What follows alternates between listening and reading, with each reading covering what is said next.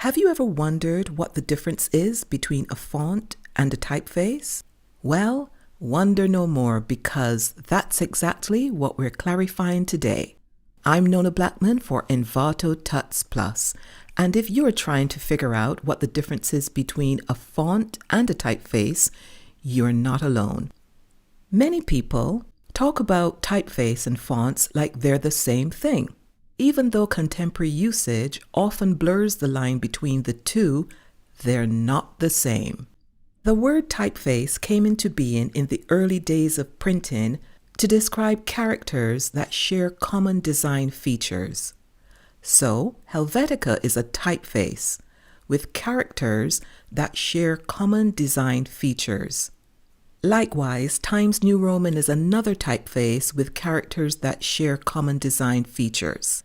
Now, each of these typefaces includes a collection of fonts. So, using the Helvetica typeface as an example, the Helvetica typeface is made up of 51 fonts. Each of these fonts has a specific weight, style, size, and effect. Helvetica Light is one font, Helvetica Regular another, and Helvetica Bold yet another.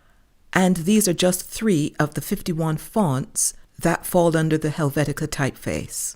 Think of it this way. The Helvetica typeface is the family, and each font is an individual member of that family.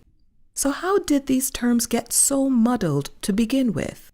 Well, the confusion arose with the evolution of desktop publishing, the naming conventions in operating systems, and various applications, where users were presented with a font menu rather than a typeface menu.